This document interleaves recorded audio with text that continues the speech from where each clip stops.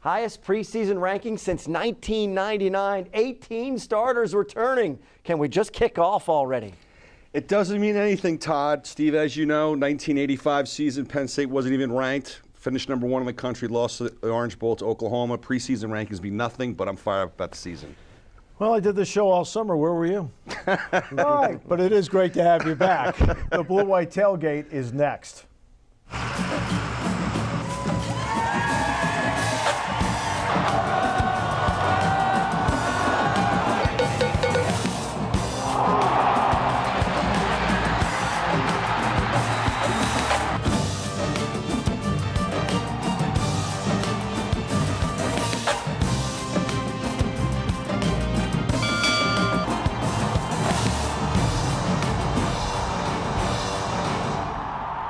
It's finally here. It's finally here. All the talk, now we get to see the action. Steve Jones, Trey Bauer, Todd Sadowski, Jay Paterno coming in later. We welcome all of our affiliates from across the state and also our newest affiliate, Fox 40 in Binghamton. Thanks a lot for being on board with us. All right, a lot to do in this show today, including breaking down the offense, the defense, and Akron. But first, let's get to our PSECU pregame update with Allison Luthman. Hey guys, I'm Allison Luthman with this PSECU pregame update. Penn State is looking to improve fan experience on game days, and one of the ways they're doing it this season is by adding 31 new lanes for fans to enter the stadium on Saturday. Now, although this is going to be a big help with reducing congestion and getting everyone into the stadium smoothly, they still urge fans to come early if possible, and there are a few incentives to do so. You'll get 20% off concessions for the 45 minutes after the gates open. You'll be able to hang out with and meet some of the members of the dance and cheer teams, and they'll also be playing college football games on the video board for your entertainment. Now, fans who are coming in on US 322, allow a little bit more time in your travel schedule because you're going to run into some construction. Lanes on each side are reduced down to 1 lane.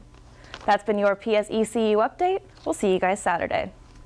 Allison, thanks a lot. As always, appreciate it. All right, guys, it's finally here. I mean, there's been a lot of talk. I know you always enjoy going through the preseason. No, didn't like it. It's the biggest waste of time. I just don't understand it. They should cut it back and just get ready to play the games.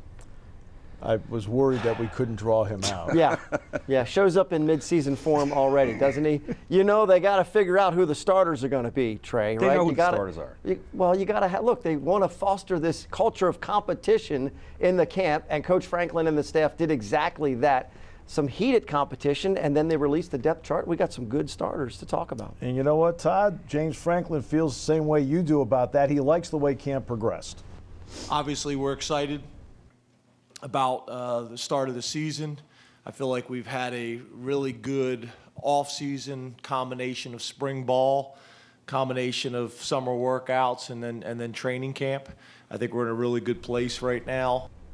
Wherever you guys have gone, what have people been saying to you about this season? What have you heard from fans? Well, I mean, I think people are really, really excited. It's been a long time. It's been a long time coming for Penn State football. I think now you're going to start to see what, you know, certainly for us and my era of like the real Penn State football. I mean, it really hasn't been with the sanctions, with all the turmoil that's gone on in the program. You're finally getting back to just talking about Penn State football being in the top 10 in the conversation every single year. Yeah, I mean, the expectations are this is what Penn State football should be. I mean, it's a great story to come out of nowhere, so to speak, as underdogs and make a Rose Bowl run, win the Big Ten championship. But I think people finally feel we're back. This is where we should be. Well, Ryan Bates feels exactly the way the fans do. I mean, I think I can speak for the whole team when I say, you know, we expect nothing less than the national championship this year.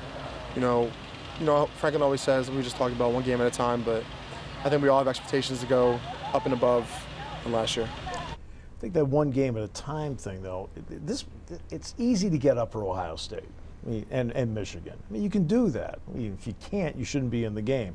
I think this one game at a time approach, like, for example, Akron, pays off in a week like this. It pays off in a week when you're playing, say, Purdue, somebody like that. I think that's where the payoff is. And that's exactly what Coach Franklin has talked about from the get-go. Look, they got a lot of rust to kick off for this particular game. That's why you schedule a team like Akron. You can't be thinking about Pitt, you know how emotionally charged everyone is going to be to get at the Panthers in week 2. But you got to take care of business in week number 1, and you do it right from the beginning. And here's the series with Akron as it lines up. Turns out that the first time that James Franklin faced Akron was actually in the initial season as head coach, and they won the game 21-3. Look, Trey, you went through this, where you went in with high expectations, and you met it. You went 12-0. Did every week of that season, regardless of the opponent, feel like a playoff game? Not really. I mean, I think that, you're dealing with kids that are 18, 19, 20 years old. So, and all of us who have kids understand, like, they're all doing their own thing. And for them, they're just excited about being out there. A lot of the guys who haven't played a lot of football are going to step up this year. And I think they're just worried about Akron. They're not worried about anybody else right now. And Akron just missed, by the way, getting to the MAC championship game last year. You weren't very pleased with the scenario. Well, I mean, because everybody in this country gets a trophy for showing up. I mean, so they go 5-7, lose their last 4 games, and John Shaw, our producer, says, "Oh, well, they almost won the MAC championship." Really? Are you kidding me? Steve, 5-7 for really? Our viewers in Binghamton, that's Trey Bauer. Expect it all season long. I don't Love get it. All season long, and don't forget, it's TREY when you address your letters. All right, so, okay, coming up, we'll take a look at the explosive Nittany line offense that cleared over 400 points last season as we continue on the Blue-White Tailgate after this.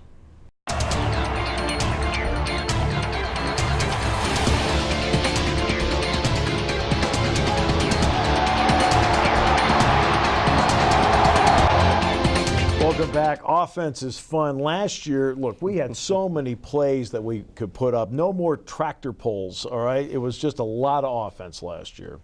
I think you're going to see a lot of offense this year. I mean, if you thought you saw offense last year, you got an offensive line that's much better than they were last year. You got Saquon Barkley, enough said. McSorley, they're loaded at receiver. I mean, it's going to be fun to watch. Yeah, you just look at that roster and you look at the film, you just smile and you think, man, this is going to be a lot of fun again. And maybe they won't wait until the second half to show it all this time. Last year, the first half, a little uneven, took a little while to get the momentum. I think they're going to come out firing from the get-go. They're better. 130 teams, by the way, in FBS. 129 did put out a roster. That's later in the show. The Momentum Moment is presented by Dr. Sorbera. We go back to one of the critical moments of last season. And the Momentum Moment, Sorbera Weight Loss Systems. And here we go. This is the drive at the end of regulation against Minnesota. The great catch by Chris Godwin, now with the Tampa Bay Buccaneers. Trace McSorley. Again, you have to have judgment, and this is where he pays off. He has instincts, and this was the 37-yard run that really put them into field goal range. Now, let's take another shot at it. Fired it. Okay, took a shot to win the game right there. And, of course, everyone's waiting. Tyler Davis, you want your kicker to be clutch when you need it. Game goes to overtime, and, of course, Saquon Barkley was able to get the game winner on the 25-yard run. That is the Momentum Moment presented by Dr. Sorbera. And, again, that changed the entire confidence quotient of this team, I think, don't you? Well, things absolutely changed at that point. I think especially for Trace McSorley, because you did see those instincts come out. You saw in that particular game him step up into the pocket and keep his eyes looking downfield. That was the one skill that we saw all year long, and that's really the first time we kind of saw it was that particular game, and that built the confidence in him to make those decisions. And when you're thinking about moving the chains and the drives, one of the things you go to right away is your quarterback being elusive, being able to move the chains with his legs, and then also seeing the entire field as he's making some moves. Joel Comfort, drive of the game. Now, look, this is the first show of the season, so we weren't exactly there for a scrimmage. So, all right, so instead of a drive of the game, let's look back on the number of big plays last year. They had 30 plays of 40 yards or better. Half of them, 16, were touchdowns. Talk about dynamic. It's a tough offense to defend. Yeah, I mean, they're loaded. We talked about it earlier. They're loaded on the offensive side of the ball. It's going to be interesting to see if they can kind of compare, like I would say, to probably the greatest offensive team in Penn State history was the '94 team. They are loaded. I'm not saying they're the '94 team, but it's going to be fun watching them for sure. Yeah. I mean, they're a different style of team, yes, offensively completely than the '94 team, which was a pro-style offensive team. But then when you look at the offensive line depth chart, let's take a look at that right now, Todd, because I know you wanted to look at the depth chart before we got in here. And that's your offensive line depth chart, and this is where it all is going to start. Yeah, and they're just showing really the 2 deep, the 3 deep. There's 15 linemen listed. All 15 are over 300 pounds. I mean, you're talking some road graders now. And, you know, a couple of years ago, we had issues with, you know, Hack couldn't really run around to create and move the chains. We're talking about the drives, keeping drives alive and converting on 3rd downs. How many issues did we have on 3rd down conversions? You get a line that's this big, a lot of beef up front, and you can get those 3rd and 2s. You can get those 5, 6 yards on 1st down and put yourself in position to just move the ball and drive down the field. And the key for any offensive line is to develop trust, to develop cohesion. And Ryan Bates says they're on the path to that. This year we have a lot more experience, and I think we're bigger and stronger than ever right now. You know, I'm weighing 315, Chaz is 350, 360, Connor's 320, Gonzalez is 340. You know, right now we're in, you know, for how big we are, we're in the best shape of our lives right now. And that's a, you know, I give props to the strength staff here. You know, they do a great job with us getting stronger and faster. But to answer your question, yeah, I feel like, you know, we're going to be in the end zone a lot this year. I can promise you that. Yeah. Size and they can move, and Bates has just made a really natural transition to that left tackle, and being there all preseason has really helped him. He's got a real comfort zone there. All right, backs and wide receivers. Let's take a look at the depth chart there. And Trey, who, you know, obviously when you look at that, if you're a defensive guy, which you were, I think Penn State's going to give people fits this year. I think the thing that stands out to me the most is you have a guy who was one of the number one running back recruit in the country 2 years ago is 4th on the depth chart. Yeah. Okay, this is the kind of Penn State we've been talking about.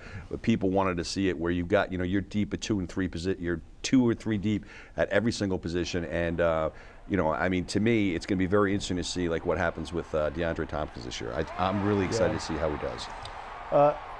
This is how I look at the depth chart. I don't go by the literal 1, 2, 3, 4.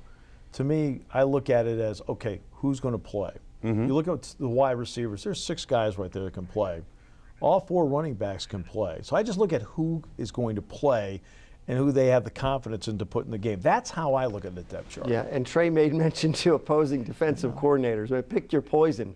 Who are you going to try and cover? And you know who we didn't see on that particular list? Oh, an All-American tight end in Mike Psecu. We just saw the backs and wide receivers. And McSorley has a lot of weapons at his disposal. Allison Luthman takes a look at the passing game package of the Nittany Lions. Quite frankly, this is just gross mischaracterization.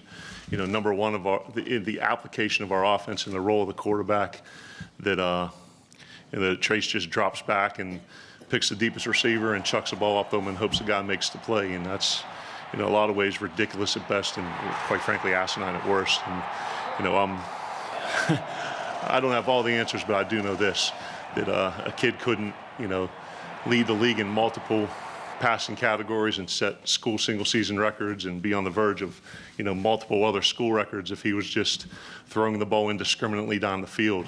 In a lot of ways, I feel that it's, you know, minimizes the role of the people who game plan the plays, the person who calls them, and the player who, you know, executes them. So I think Tracy, he just has to, you know, understand, and he does. The preparation aspect of it is critically important, and he's done that. He's understanding the offense better, and, you know, just keep doing the things he does. He's the best coordinator I've ever been around. As far as the offensive mind, it's incredible the type of thing that he draws up on a daily basis, and what he knows about the game of football and how well he understands defenses, knows how to attack each and every coverage, pressure, you name it. He could sit up there on a board and just fire new ways to attack defenses at you. So I think, you know, for him, from a coordinator perspective, it might have felt like a little bit of like, you know, hey, people don't really understand what we're doing. You hear people say, well, you guys can be able to consistently live on the 50-50 ball down the field. Well, that's not, you know, that's not what we do. I mean, our offense, you know, is designed to stretch defenses horizontally and vertically and create mismatches by number of personnel. So the things that we did throwing the ball down the field, they didn't happen by chance, they happened by choice. And Trace is going to continue his overall development, you know, by working on his preparation, his effort, and his execution. Family Clothesline players to watch. Todd, we start with you. Jajuan Johnson. Everybody talked about him in the blue-white in the spring, the camp, the summer. The guy's 6'4", could have all the physical tools to be just a dominant receiver. He won the job. I want to see what he can do. Trey? Connor Mcgovern. I mean, obviously we're talking about Penn State averaging 40 points a game last year. They're going to be dynamic this year. I mean, it all starts with the center quarterback exchange, and I'm looking for Connor Mcgovern to have a really good year this year. There are obvious ones like Barkley, McSorley, Psecu. I'll go with Deshaun Hamilton. I think he can have a big year for them. Coming up, we go to the film room with Jay Paterno as we continue after this.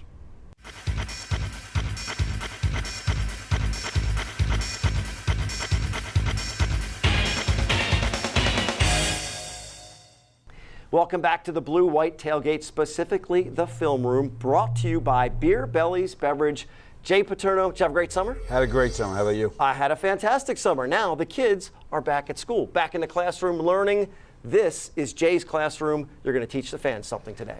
Yeah, we're going to talk. First of all, we're going to take you what it's like to be in a quarterback meeting room, and then we're going to show you some things that the fans can pick up as they watch the game. So we'll go from there. Let's talk about how we teach a basic route concept to quarterbacks. And today we're going to talk about a very simple one that almost every offense in America has, the 4 verticals. And as everybody knows, Penn State threw a lot of deep balls last year. Let's talk about how you get that done. Now, the 4 verticals, essentially you've got 4 guys running streaks.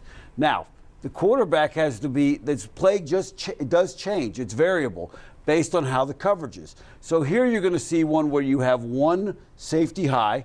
You've got 2 guys running the seams, and then you've got 2 guys on the outside going deep. Now, what the quarterback's got to do here is look this safety off and throw in the seams.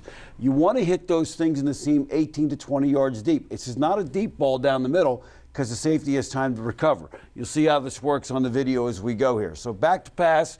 Quarterback's going to go. We motion the guy out, and you see the tight end gets over the linebacker. Safety was deep, favoring the field. Quarterback throws it there. So that's an easy read. If you get the one-on-one outside, you can always take that. But what if there are 2 safeties up there? So now, if you're running the seam, that safety is going to be sitting on top of you. That safety is sitting on top of the other one. And now the outside guys, most of these corners in 2 deep coverage are taught to read two guys going vertical and sink. So they'll sink. So we teach that middle guy to become what we call the adjuster. So he'll get up here around 12, 14 yards. He'll bend the middle. And now we create an up and back on this linebacker underneath. Now that takes us out of the 4 verticals. It's not as deep a ball. But if you beat your guys on the outside and the safety stays inside, the quarterback can go outside. Take a look at how this works here.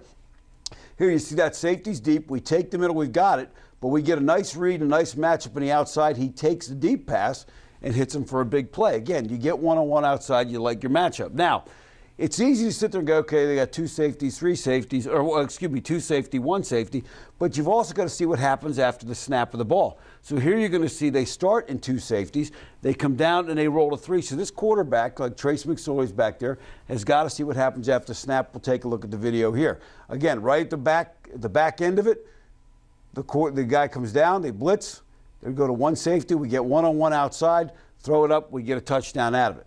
Now, one of the things you'll hear people talk about is switch routes. Penn State likes to run some switch routes, and essentially switch route just means exactly what it sounds like. They're going to switch. So now this guy's going to run the seam. The inside guy's going to run the deep streak on the outside, and take a look at how this happens here. Now, here's a situation where the quarterback goes back to pass. He's got a chance to throw it, but when the rush gets to him, he takes off, gets himself 15 yards, and we're okay with that. Now, you can also run the 4 verticals out of a trip set. So now it's not necessarily always balanced. Now we're going to take that tight end and bring him over to where he would be if he was lined up here. Again, same rule for this guy in terms of adjusting versus 2 deep or 3 deep, and we'll see how this works here on the video here. So now we're essentially getting the 4 guys where we want them, the same distribution, and now we're just doing it from a different formation. All right, and it always helps to have a 6'6" All-American tight end that you can go Absolutely. to down the middle, in the seams, wherever you're at. Okay, second year for Joe Morehead as the offensive coordinator. We see a lot of the guys come up to the line, and then they look over to the line of scrimmage to see what's going on. What is the no huddle all about, and what are they looking for? What they're really looking at is they're calling plays, and they're reacting to what the defense gives them, and they're looking for 2 safeties versus 1 safety, similar to what we just talked about in that last route. When you have 2 safeties, the numbers in the run game are in your favor. So you'll see here against Alabama, they've got 2 safeties high, and we'll see Take a look at the video, and because of that, we got enough people up front to block. We get the fullback down there, and we get a 7 or 8 yard play. Now, you've got to also, it's not just, like I said earlier, it's not that the defense is going to always stay static. So now you're going to have them rotate down, go to 3 deep, take a look at how this works. So now they go from a 2 deep read where you would be looking down the middle to a 3 deep read where you're going to read your curl flat combination right there. And then the last thing I'm going to show you is, again, now, because of all the zone read Penn State runs, people are looking to see where is the back offset. So now we've got 2 safeties. The zone read is always going to come to the back offset side, so now they're going to rotate down. And now you're going to see them potentially change plays, do a post to the front side. This safety stays front side, and you'll see how that works out here in this video. So that safety comes down. We change the play at the line of scrimmage. Now you got your over-the-top post. Safety takes the out route. We got the over-the-top post to get big plays. And that's one of the things about that offense is they're reading. So as you're a fan watching the game, make sure you take a look at the safeties. Watch those. Instead of always watching the ball, help you truly anticipate what may be coming. And it helps you to understand Trace McSorley's decision-making process. Absolutely. Pre-read, post-snap, all that type of stuff. Absolutely, and it's not as easy as you think. Now, the one thing you do teach quarterbacks is that safeties, corners can lie. They can go back and forth and change their coverage. Safeties, they're involved in run support. They can't lie. They got to tell the truth. All right, that's your first lesson. And guess what? Here's your homework. You have to watch Penn State Akron to find out where we go next week in the film room. Jay Paterno, thank you very much. More Blue White Tailgate is coming up after this.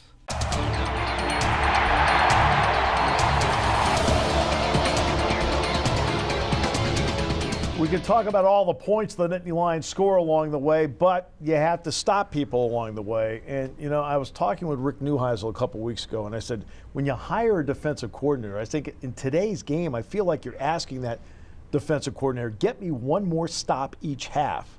I mean, I think in today's game, I think that really is what you're asking, isn't it? Well, I mean, I think it's like where you're setting the bar. I mean, first of all, Rick Neuheisel, if he had a defensive coordinator, he'd still be having coaching.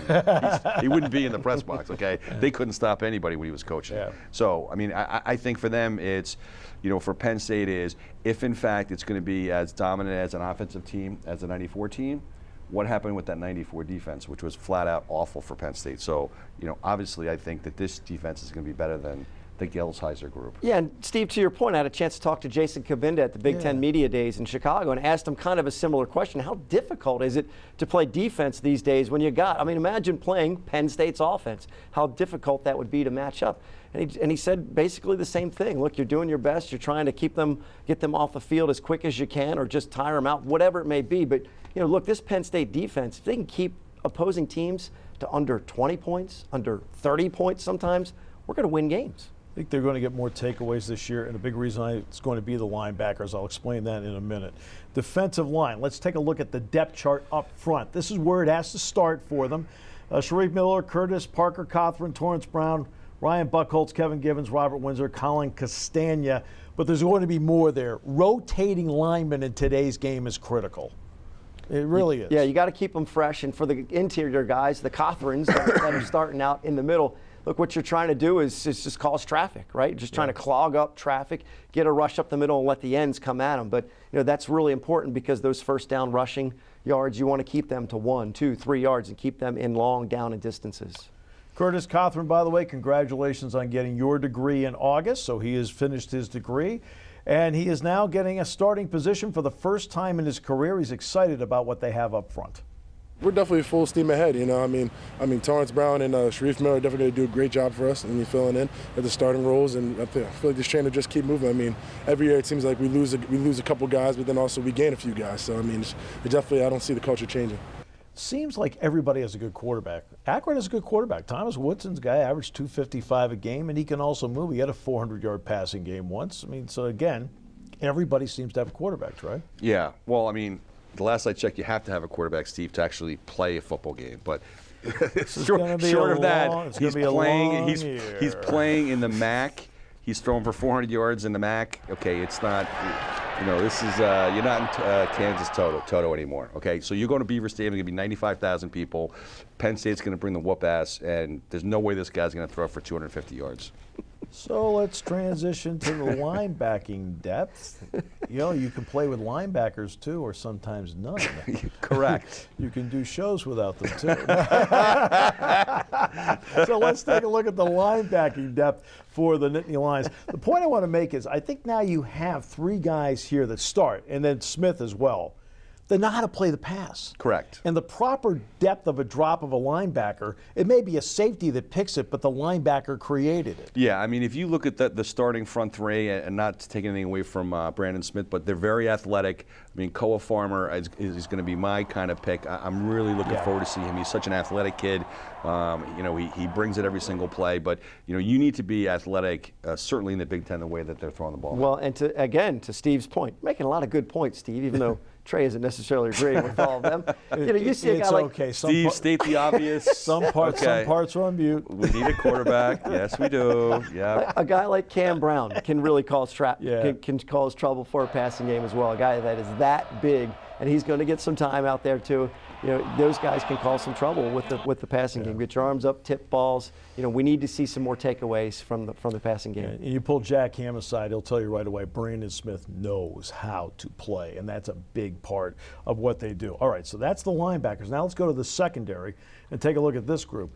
Christian Campbell, Marcus Allen, Troy Apke, Grant Haley. Then you go Tariq Castro Fields, the true freshman, Nick Scott, Aaron Monroe, and Amani Oruwariye. Again, you're going to move people in and out. There's sub-packages that you have to use along the way as well. What do you think of the secondary group? I like the secondary group. I was very concerned when we lost John Reed for the season. Yeah. I mean, I think he's probably – I mean, everyone talks about Mark Allen, but I think that certainly John Reed was going to be the key. They've got other guys to step up. Again, it's a different team than it was in 2013-14 Penn State, where you've got 2 and 3 deep, Todd.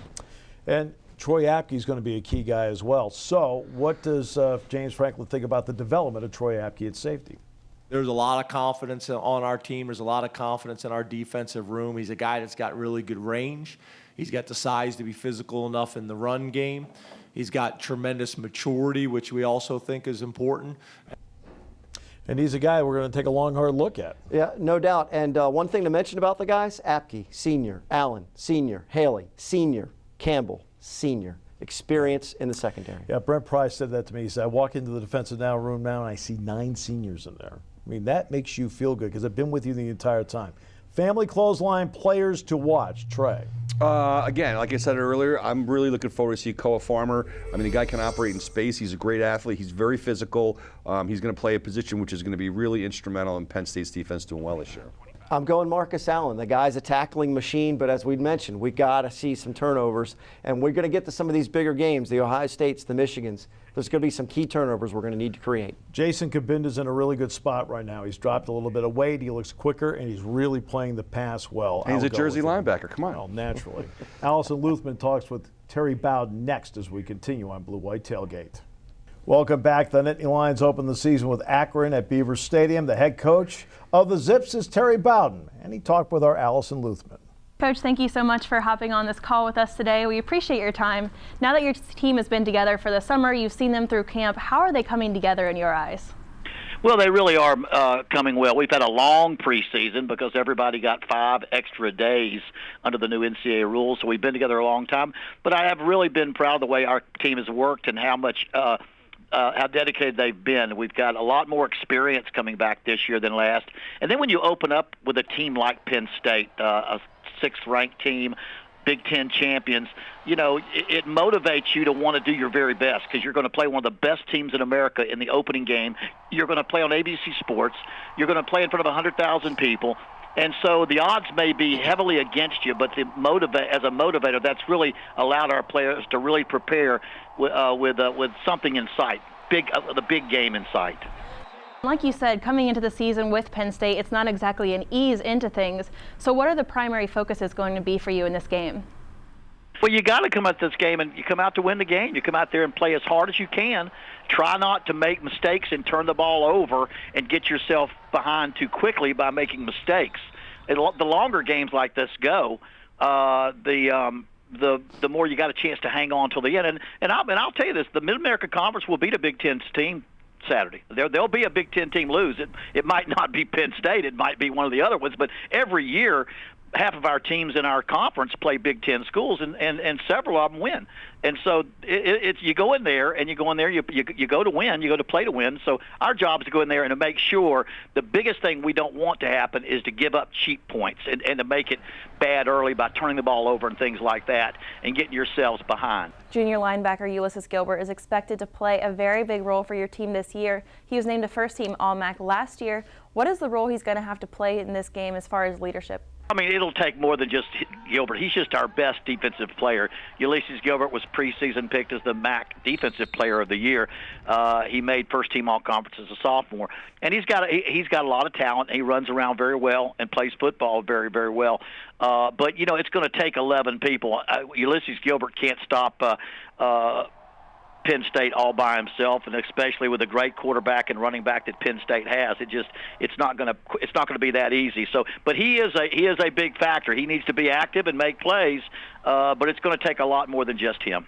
Season previews talked about a little bit of quarterback uncertainty for your team, but also the potential for you to have a very dangerous offense once that decision is made. Can you expand a little bit on that?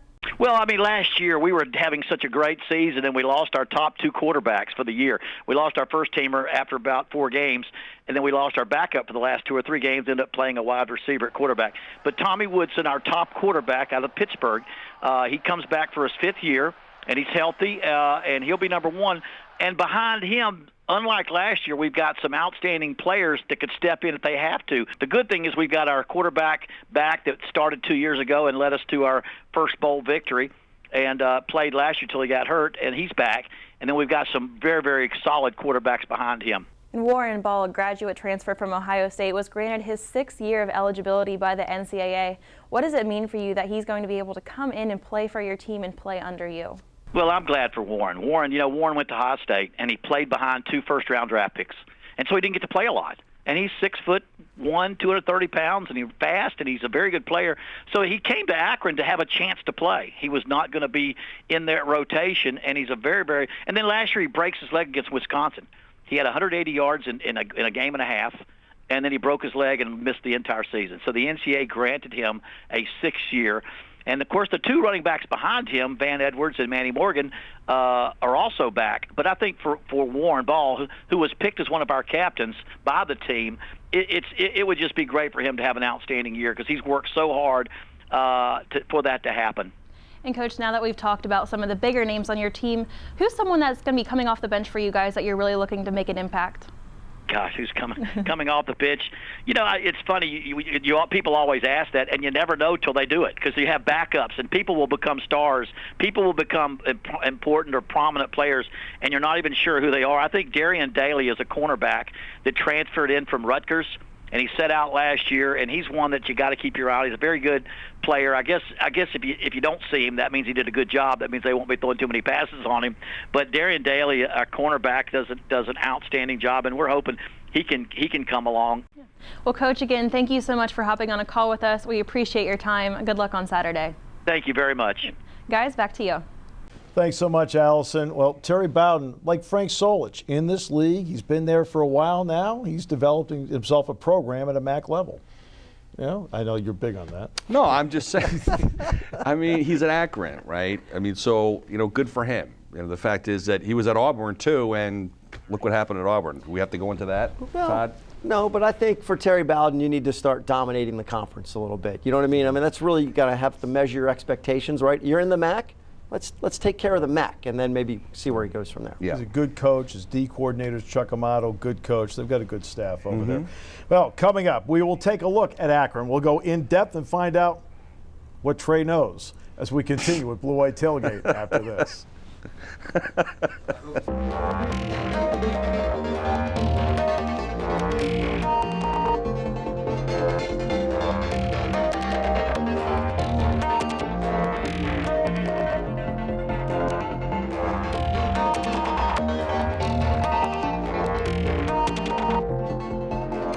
Welcome back. The opening game will be Akron at Beaver Stadium, and let's talk a little bit about Akron. You mentioned in the break, in fact, Trey, they've been able to put some money and they put into their stadium. It looks like a pretty nice place. So they're trying to do something with it there. Yeah, I mean, the facilities look pretty nice. I mean, for a MAC team. I mean, I think we should probably address, or they should probably address the fact is they're the Zips, which were the Zippers because of Goodyear and Company in Akron. I don't really understand what a zip is or a zipper, but well, it's different. Look, if you're a MAC team, the you're Akron looking at Tigers, the Akron, whatever, Akron Zips, gotcha, really? but aren't you trying to grab attention? That's why they play on Tuesday nights or Wednesday nights sometimes. Yeah, that's hard. You're just looking to grab some attention. Look, they're a 30-point-plus dog coming into Beaver Stadium. If they can make some noise, keep the game close, you try to hang your hat on those types of things, right? They're 5-7. They lost 3 games by 10 points or less last year. But as we mentioned previously, it's Terry Bowden. Yep. If you want to make some noise in the MAC, dominate the MAC first, because it is a springboard to bigger programs if you can do that. And let's take a look at the Terry Bowden file and look back on what he's done in the course of his career. He'll always tell you that, by the way, he was on the front wall of the kickoff return team against Penn State in '77. That's where his dad put him. Go ahead. Yeah, have at it. Take the Break first the shot. wedge. But that's a look at the Terry Bowden file. So as we look back on what he's done. Thomas Woodson mentions the quarterback. I mean, he makes things happen. At least he knows their offense. Trayvon Chapman had been playing quarterbacks, not a wide eye. He's a transfer from Pitt. Warren Ball had been backing up Ezekiel Elliott.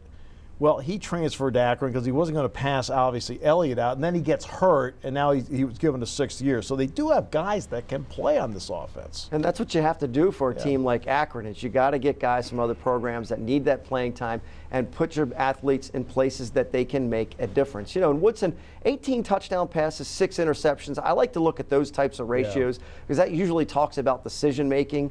And the guy can make some good decision and can move the ball. Can he consistently drive them down the field and put it into the end zone? I'm not so sure against the Nittany Lions. Well, you have to go into every game with respect because, look, you can't stumble anywhere along the way. And Curtis Cothran says, hey, Akron brings some stuff to the table they'll have to deal with. They have a great offensive line. I mean, I'm pretty sure 4 or 5 starters are coming back. A very experienced group, and everybody they all seem on board. I mean, definitely from looking from film, you can definitely see a lot of talent, and a lot of talent from the running backs and the skill position. So it's definitely going to be a great challenge. I mean, obviously there's not too much film, so they could come out with anything, but you just have to stay on your toes and stay prepared. So. And then we transfer over to the defense for Akron, and they've got a couple of guys over there. Ulysses Gilbert being one, an all-MAC selection. A lot of people felt he might have been the MAC Defensive Player of the Year last year. And for Ryan Bates and the offense, look, they just feel like they got to take care of business against this group. They have a lot of weird formations, bear fronts. They put their D tackle at middle linebacker sometimes in some of the fronts. So it's a bit different, but we're ready for it. We've been preparing for a while now. And they allowed a lot of points and they allowed a lot of yards last year. And that's something Chuck Amato's there to try and remedy right now. But 466 might be a big number. Yeah, I think it would be, for him, I guess it would be to have a couple of guys from North Carolina State come and show up and play for Akron, but that's not going to happen. So what's going to happen against Penn State? I mean, we talked about it earlier in the break. Penn State won 70-24 in 1999. We won 21-3 in 2014. I think it's going to be more like a 99 score than a 14 score. Well, and I haven't kept up with developments in science, but I'm pretty sure they're not cloning people. So you don't have 11 Darius Copelands out there to come after Trace McSorley. Yeah. So, it could be a really long day for them. And I think what we're going to find out early is how well their safeties tackle, because Barkley and the rest of the gang's probably going to get past the defensive line, move past the linebackers. We're going to find out how well the safeties can bring somebody down. Yeah, Ulysses Gilbert, linebacker, wears number 5, so a guy I think to watch. Had 122 tackles last year. And, they have a lot of these watch lists, which are extensive, but he's on the Nagurski watch list. And he has the ability to, he's not going to be able to take a block on one-on-one, but he can kind of dance his way around people because he has some quickness. So you've got to be able to keep an eye on certain people as you go through a game. Yeah, I mean, I think, again, that Penn State is just so loaded. It's a little, it's kind of a mismatch. I mean, he's only one guy, obviously, and it's going to be difficult for him to really impact the game because Penn State's got so many weapons and they don't have enough guys to defend him. Yeah. So one thing Terry Bowden, when he was talking with Allison Luthman said, look, a MAC team's going to upset a Big Ten team at some point. And in recent years, it has happened. It's not as if it hasn't happened. And how important is it to stay away from preconceived ideas? 10 times in the last 5 years, I believe it is, a MAC team has beaten a Big Ten team. look, you want a challenge. You don't want somebody to just roll over for you. You got to get ready at some point. So when you talk about the Darius Copelands, the Gilberts, you want your offensive linemen tested so that they get ready for Pitt the next week. I mean, you want them to put up some resistance. Well, college football is different than all other levels of football. In high school football, for the most part, you have 2 scrimmages before you play your first game. The NFL, of course, has 4 and in 2 cases 5 preseason games. Even the CFL has 2 preseason games. College football has nothing. You just start. Yeah. Right? And I think that's where your opener has, at least I don't care who you're playing, there's still an air of mystery about it as to what you have.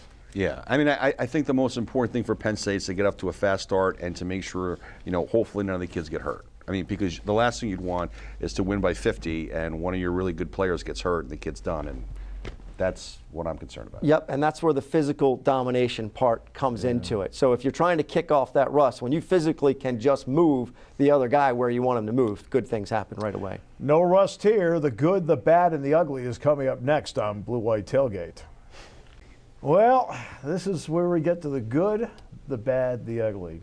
Now, for those who may be new to the show, you probably noticed that probably the most angelic person of the group so far has been Trey, thus he gets the good. The good. What's good is college football is starting. What's good is that you've got a bunch of kids working hard to achieve their goals and to do well. So we don't have to talk about Nazis. We don't have to talk about who's ripping down statues. We're talking about college football, pure and simple. Well, I get the bad. NJ.com had to file a Freedom of Information Act request to try and get the Michigan roster. They still don't have it. I think that's bad. I mean, look, there's certain levels of secrecy. To me, Manhattan Project, big. Yeah. Okay? Roster, negligible. To say Coach Harbaugh is quirky is an understatement. All right, the ugly, Trey's favorite program down at Ole Miss, where they do everything by the book. Of course they do, Todd. Recruiting violations, scandals for the coach who's now gone. Hugh Freeze no longer the coach. I know Trey is really upset about what's happening at Ole Miss. All right, let's get to picks now. I guess I get to go first. I get the Texas-Maryland showdown. Well, one thing we'll find out right away is what does Maryland have in the tank to start the season. Texas at home, Tom Herman era begins. That's enough for Texas to win that ball game. All right, so Trey, let's go with yours. What game do you have? Well, I've got West Virginia at Virginia Tech, so it's the toothless fan base of West Virginia versus Virginia Tech, who is like the Harvard of the South, I guess. Oh no! I think West Virginia is going to take it to them. I think they're just going to score 45 points, and the Toothless Wonders win on the opening week. And we've got Michigan and Florida. Michigan Cherry and World. Florida. I think Florida's losing about a half dozen guys to suspensions for this game. 8. 8, more than half a dozen. So I still like them over Coach Harbaugh and the Wolverines. They lost a lot of guys. Maybe they'll have a special season. They probably need to have a special season with Coach Harbaugh, who has not beaten Ohio State yet. Florida State, Alabama. Jay, you have that one. Well, this should be a heck of a game, and one I'm sure everybody's going to be tuning into. Live from Atlanta, where Nick Saban is 13-1 as the head coach of Alabama. I think he goes to 14-1. I think they handle Florida State, and they move on to week 2. Roll Tide. Okay, thanks, Jay. All right, let's get now to our keys. And Todd, you get to go first. I'm going to go with multiple alarms. Just get there. It's a noon kickoff. Get there on time. If everybody's there, they run onto the field, they're not late, Penn State's going to win this game. Trey? The key to the game, I think, is to get off to a fast start. I think that Penn State needs to show its dominance early and often. I think offensively they need to take the ball and just jam it down their throats. And I think defensively they need to have a 3-and-out and just put the muscle to them. Just get off to a start that then sets you up as you go through. Yes. All right? So you have to get out of the gate. And the other part is, talk about getting out of the gate. I want to see them, as the season goes, be a little bit better on 3rd and short than they were last year. I think that's something that's going to be important. And can you get that extra stop each half that then makes a difference in creating a margin? I mean, that's what I'm looking at. Just overall big picture with this football team moving forward. Fun start, guys. Yes. Todd, Trey, great to have you back. Hello, West Virginia people. And to everybody from Charleston to Wheeling, we just want to say thanks for joining us here on the Blue White Tailgate Show.